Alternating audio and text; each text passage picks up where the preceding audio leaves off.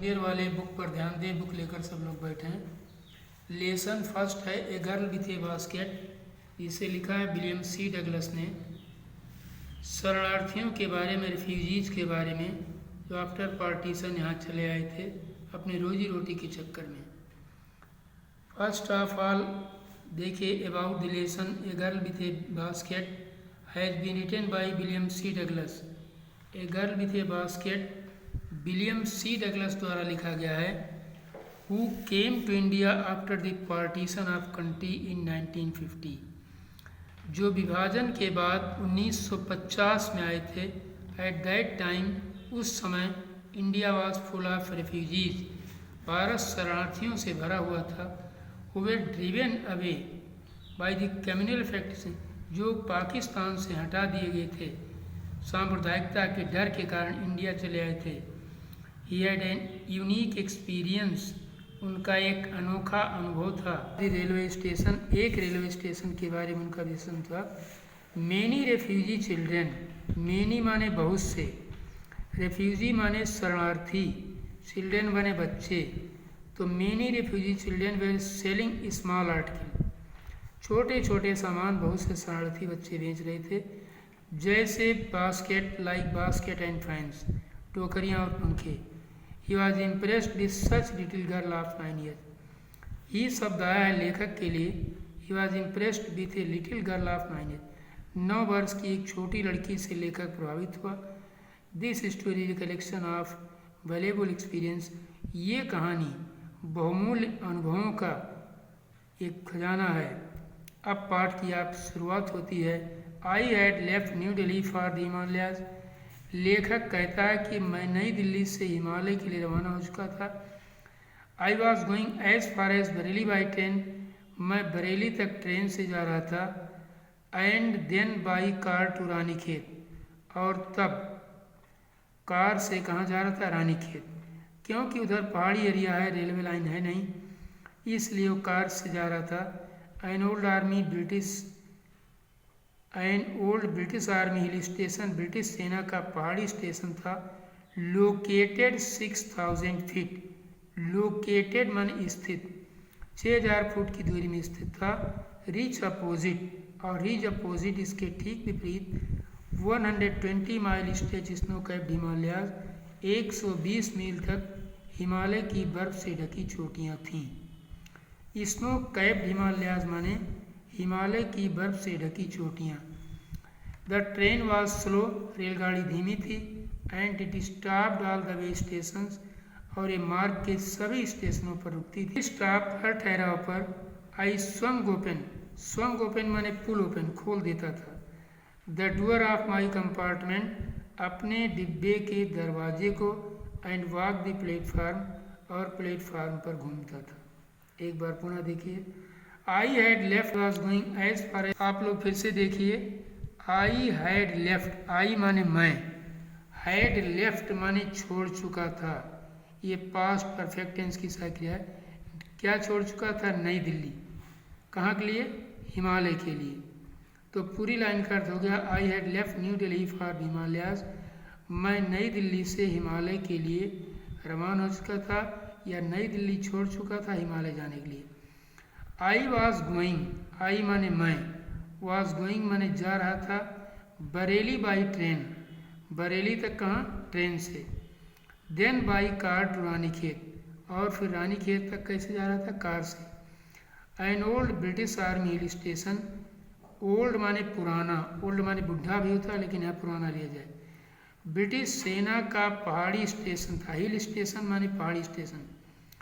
Located 6000 feet, जो 6000 foot की दूरी में स्थित था। रिज अपोजिट, रिज अपोजिट माने ठीक इसके विपरीत दिशा में। 120 माइल माने 120 मील, माइल माने मील। स्ट्रेच माने विस्तार। स्नो कैप्ड माने बर्फ से ढकी हुई चोटियाँ थीं। किसकी? हिमालय की। मतलब हिमालय की चोटियाँ 120 मील तक की दूरी में स्थित थीं। वहाँ का आगे कहता है लेखक, अपने अनुभवों के बारे में बता रहा है। ट्रेन वॉज स्लो, रेलगाड़ी धीमी थी।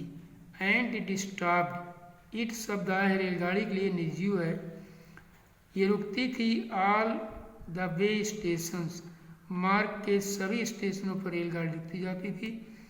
एट एवरी स्टॉप माने हर ठहराव पर। आई स्वंग ओपन, आई शब्द आया है लेखक के लिए, स्वंग ओपन माने खोल देता था, pull open. Door of my compartment, अपने डिब्बे के दरवाजे को। एंड वॉक द प्लेटफार्म, और प्लेटफार्म पर घूमता था।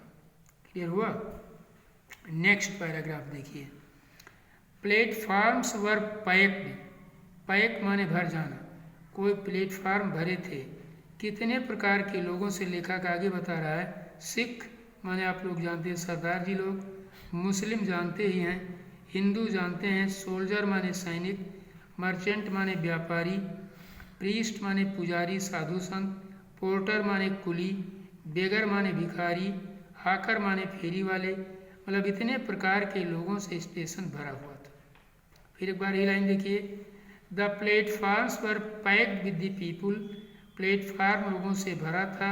अब कितने प्रकार के लोग थे वो पहले बताया गया, फिर बताया जा रहा था। सिख थे, सरदार जी लोग, मुस्लिम जानते ही हैं, हिंदू जानते हैं, सोल्जर माने सैनिक, मर्चेंट माने व्यापारी, प्रीस्ट माने पुजारी साधु संत, पोर्टर माने कुली, बेगर माने भिखारी, हाकर माने फेरी वाले, इतने प्रकार के लोगों से स्टेशन भरा था।